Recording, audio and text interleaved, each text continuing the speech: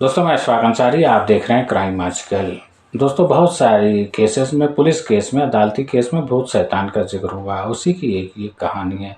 दरअसल ये कहानी भी 128 साल पुरानी 1896 की है। ग्रीन बियर काउंटी घोस्ट, इसमें इस केस के साथ ही घोस्ट लगा हुआ, घोस्ट यानी कि भूत। ये कहानी 1896 की है। वहाँ पर जो वर्जीनिया में एक छोटी सी जगह, वहाँ एल्वा जोना नाम की एक लड़की रहती थी। वो जवान हुई, तकरीबन 22-23 साल की। और वहीं उसी एरिया में इरास्मस नाम का एक आदमी, उससे प्यार हुआ। जब प्यार हुआ, उससे प्यार होने के कुछ दिन के बाद उनकी शादी हो गई। 23 जनवरी 1897 को उनकी शादी हुई। शादी के वक्त जो है फिर कुछ दिन बाद वो प्रेग्नेंट हो गई, जो है जोना। प्रेग्नेंट होने के बाद करीब 7 महीने की प्रेग्नेंट थी और दोनों ज़िंदगी गुजर रही थी। नई नई शादी हुई थी, प्रेग्नेंट भी हुई थी। तो लेकिन ये जब 7 महीने की प्रेग्नेंट थी, एक बैग वो सीढ़ी से गिर कर जो है जोना की मौत हो गई।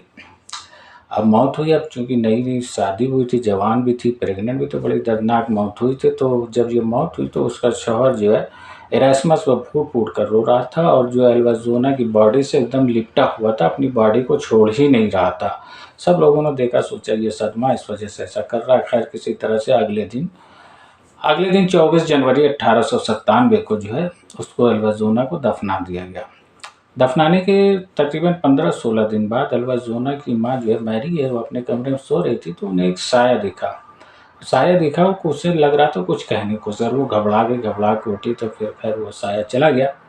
फिर 1-2 दिन बाद ऐसे ही साया दिखा, वो कह रही थी माँ माँ करके पुकारे थे। फिर वो घबरा के उठी और उसने अपने रिश्तेदारों को ये बात बताई। तो उसके रिश्तेदारों ने कहा कि अभी भी तुम्हारी जवान बेटी की मौत हुई है, वो तुम्हारे ज़हन पे चढ़ा हुआ है, इसलिए तुम्हें ऐसी बात समझ में आ रही है, हकीकत में इसका कुछ नहीं।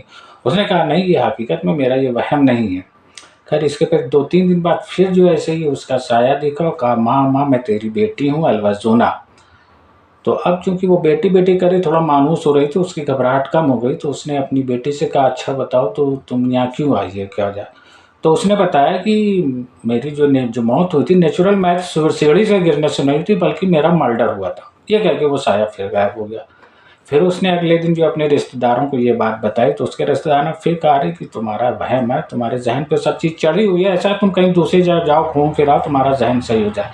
लेकिन उसने कहा नहीं, मैं यकीन के साथ कह सकती हूँ कि ये हकीकत है, मेरे साथ ऐसा पहले कभी नहीं हुआ, ये हकीकत है, कोई जो इसमें मेरा वहम नहीं है। खैर इसके 2-3 दिन बाद फिर जो वो साया दिखा। तो अब चूंकि कई बार हो चुका था, वो अपनी कह रही थी मैं तेरी बेटी हूँ, तो उसकी घबराहट मैरी के दिल से निकल गई थी।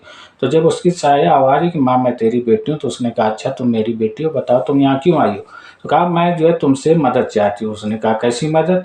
तो कहा जो मैं सीढ़ी से मैं जो गिरी हूँ, तो मैं मेरी नेचुरल मौत नहीं हुई, सीढ़ी से गिरने से मेरी मौत नहीं, बल्कि मेरा कत्ल हुआ है, मेरा मर्डर हुआ है। तो उसकी माँ मैरी ने बताया तो अच्छा बताओ तो तुम्हारा मर्डर किसने कहा किया। तो उसने बताया कि मेरा मर्डर किसी और ने नहीं, बल्कि मेरे शौहर इरास्मस ने ही किया। तो उसने कहा अच्छा तो तुम्हारे शौहर ने तुम्हारा कत्ल क्यों किया। कहा दरअसल जो मुझसे शादी करने से पहले इरास्मस 2 शादी और कर चुका था। मुझे ये बात पता चल गई तो अक्सर मेरी उससे लड़ाई होती थी। उस रात भी मेरी उससे लड़ाई हुई। जब लड़ाई हुई तो इरास्मस ने जो है मेरा गला दबाकर मेरा मर्डर कर दिया। उसकी वजह से मेरे गर्दन पे निशान भी पड़े और मेरी गर्दन की हड्डी टूट गई। हड्डी टूटने से मैं सांस नहीं ले पाई और मैं मर गई। उसके बाद मुझे कुछ नहीं पता। बाद में मुझे जब पता चला, जबकि सीढ़ी के नीचे मेरी लाश रखी हुई थी। तो उसकी माँ मैरी ने कहा कि ये बात मान लूँ मैं सही है, ये बात मेरी बेटी, लेकिन मैं दूसरे को ये बात कैसे बताऊंगी, कैसे प्रूव करूंगी। तो उसने मैरी ने कहा कि जब मेरी मौत हुई थी तुमने कोई चीज़ नोटिस की थी। तो कहा नहीं, मैंने कोई, मेरा तो उस तरह आवाज़ भागता था, मैं क्या सोचती, क्या नोटिस करती। कहा तुमने नोटिस किया होगा जब मेरी मौत हुई थी मेरी बॉडी पे जो है नेक तक का, यहाँ तक का जो है गाउन मैं पहने हुए थे, जबकि तुम जानती हो बचपन से जवानी तक मैंने इस तरह का गाउन कभी नहीं पहना, मुझे पसंद नहीं था। तो उस दिन मैं कैसे पहनती। अब जब मैरी ने जहन पर जोर दिया, कहा बात तो ये सही कह रही, उस दिन उसके सही गाउन पहना था, इससे पहले उसने वो गाउन पहना नहीं था।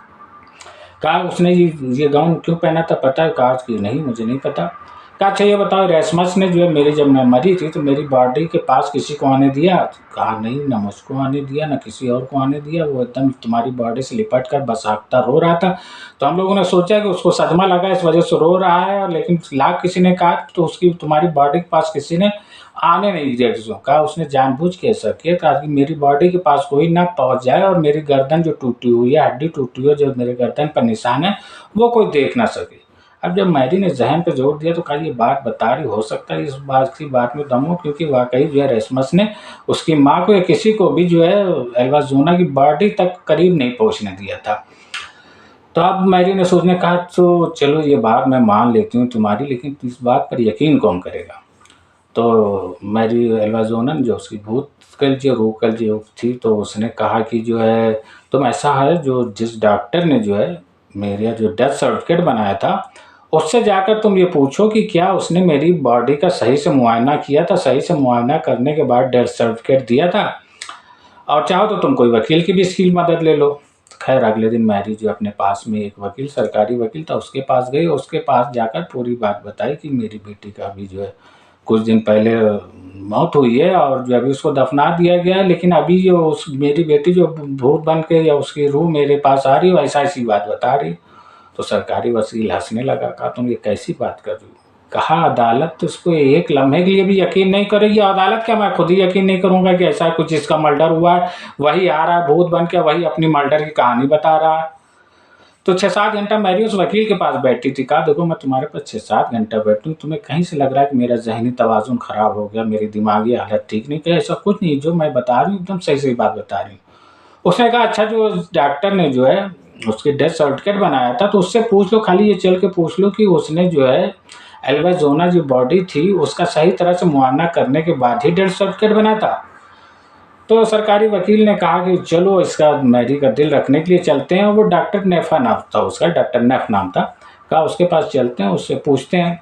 तो डॉक्टर नेफ के पास जब वकील पहुंचा तो उसने भूत प्रेत वाली कोई बात उससे नहीं बताई। उससे बस खाली बताया कुछ दिन पहले जो है एल्बाज़ोना नाम की लड़की का जो मौत हो गई थी, उसका डेथ सर्टिफिकेट आपने ही बनाया था, तो क्या आपने उसकी बॉडी का सही से मुआयना किया? डॉक्टर नेफ ने जो है रिकॉर्ड से जो है और सर्टिफिकेट निकाला। सर्टिफिकेट निकालने के बाद डॉक्टर नेफ ने जो ईमानदारी से कहा कि ईमानदारी से कहूँ तो मैंने उस लड़की एल्बाज़ोना की बॉडी को ज़रा सा भी नहीं देखा था।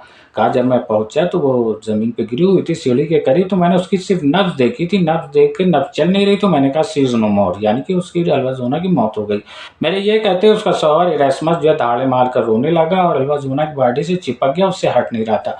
तो मैंने जो माजरा देखा, मैंने और जो इरास्मस ने कहा, मैंने सोचा यही बात है, वो सीढ़ी से गिर के नेचुरल उसकी मौत हो गई, उसी मैंने नेचुरल डेथ का सर्टिफिकेट बना के दे दिया।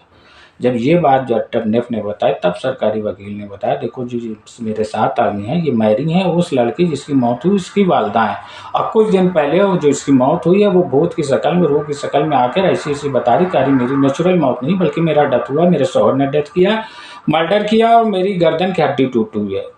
तो उस डॉक्टर ने अपने कहा चलो मान लेते हैं ये बात, लेकिन अब होगा क्या? अब तकरीबन 1 महीना बीत गए हैं, उसकी मौत को उसको दफनाया जा चुका है। तो सरकारी वकील ने कहा कि अगर उसकी लाश निकाल के फिर से पोस्टमार्टम किया जाए तो? उसने कहा बात तो सही है, लेकिन पोस्टमार्टम ऐसे लाश निकाल कर हो नहीं सकता, उसके लिए अदालती जो कार्रवाई करनी पड़ेगी, अदालत से परमिशन लेना पड़ेगा। तो सरकारी वकील ने कहा कि परमिशन लेते हैं। तो सरकारी वकील ने अदालत में ये एप्लीकेशन डाली और उसने बहुत वगैरह सब बताया कैसे करके, लेकिन उसके साथ उसने एक होशियारी की, नीचे ये मार्च कर दिया कि जिस डॉक्टर ने डेथ सर्टिफिकेट बनाया है तो उसने ये एडमिट किया कि मैंने बॉडी को सही से मुआयना नहीं किया, बिना मुआयना करने ही मैंने नेचुरल डेथ का सर्टिफिकेट दे दिया। अब जब ये एप्लीकेशन अदालत में गई तो अदालत ने क्या बात करते हो, भूत आके तो गवाही दे रहा, भूत आके बता रहा। तो लेकिन वकील ने कहा चलिए भूत शैतान आप छोड़ दीजिए, ये बताइए जिस डॉक्टर ने सर्टिफिकेट बनाया वो खुद एडमिट कर रहा है कि हाँ मैंने जो है उसकी बॉडी का सही से मुआयना नहीं किया था। अदालत ने डॉक्टर नेफ को तलब किया, डॉक्टर ने अपनी ईमानदारी से बात बता दी कि हाँ वाकई मैंने उसकी डेड बॉडी का मुआयना नहीं किया था। तो उस वक्त कोर्ट के निज़ाम में था खाली जज नहीं होता था, जज जो एक ज्यूरी का गठन करता था, ज्यूरी बनाता जो शहर के मुअज़्ज़िज़ लोग होते 4-5 को, उनको बनाते, ज्यूरी जो फैसला देती थी फिर जज जो दोनों मिलकर फैसला करते। तो उसने इस बेसिस पे एक ज्यूरी बना दी। अब ज्यूरी और जब जज के सामने ये केस भूत और ये सब वाला केस आया तो ज्यूरी ने जो एक स्वर में मतलब यूनानिमसली जितने भी मेंबर थे सब ने कहा कि चूंकि इसमें डाउट आ गया है कि ये कत्ल है या नेचुरल डेथ है, तो इसमें पोस्टमार्टम कराने में कोई हर्ज नहीं, आप लाश निकलवाइए उसका पोस्टमार्टम कराइए। अब जब ये बात पूरी आ गई तो उस पर छोटा सा एरिया ही था, पूरे उस एरिया के करीब के सारे अखबार में पूरी इस केस की कहानी की कोई एक मरा, मरने के बाद भूत की शक्ल में आया, उसने गवाही दी, सब जगह ये शुरू हो गया। अब सब लोग दिल थाम के ये बैठ रहे थे कि पोस्टमार्टम होता है, पोस्टमार्टम में रिपोर्ट क्या निकल के आती है। खैर उसका पोस्टमार्टम हुआ, 3 दिन लगे। 3 दिन के बाद जब पोस्टमार्टम की रिपोर्ट आई तो उस जगह के सारे पेपर के फ्रंट पेज पर ये न्यूज़ थी कि जिसकी मौत हुई वो भूत की शक्ल में अपनी माँ के पास आई और उसने जो बताया कि मेरा ऐसा मर्डर हुआ, यहाँ मेरी हड्डी टूटी, पोस्टमार्टम रिपोर्ट में वो बात 100% सच साबित हुई। खैर जब ये रिपोर्ट जो अदालत ने देखी, अदालत ने पुलिस को जो है वो कहा कि आप तफ्तीश करिए। पुलिस ने तफ्तीश शुरू की। शुरू में तो उसका इरासमत से पूछता, शुरू में उसने नानुकर की, लेकिन बाद में जुर्म कबूल कर लिया। उसने बताया कि हाँ उस रात मेरी बीवी के साथ जो झगड़ा हुआ और मैंने गुस्से में आकर उसका गला दबाकर उसका मर्डर कर दिया और फिर इस तरह से दिखाया कि सीढ़ी से उसकी मौत हो गई। खैर अब ये बात हो गई, जब केस हो गया तो केस में ट्रायल चला। जो 22 जून 1897 केस ट्रायल शुरू हुआ। अब जब ट्रायल चल रहा था उस वक्त ज्यूरी और अदालत और जज के बीच यही आ रहा था कि केस में बार बार भूत का जिक्र आ रहा था। अब जज कह रहा था मैं भूत को जो है कानून की किताब में, जो कोर्ट की किताब में कैसे एडमिट करूं। खैर ज्यूरी और जज के दरमियान फिर ये मसला तय पाया कि देखिए ऑन रिटर्न हम भूत या उसमें कुछ वर्ड नहीं यूज करेंगे, लेकिन जो फैक्ट है हम ज्यूरी का जो फैसला होगा मानेगा। ज्यूरी ने माना कि जो है उसका कत्ल उसके शौहर इरासमस ने किया है। इसके ऊपर जो जज ने जो उसे उम्र कैद की सजा सुना दी।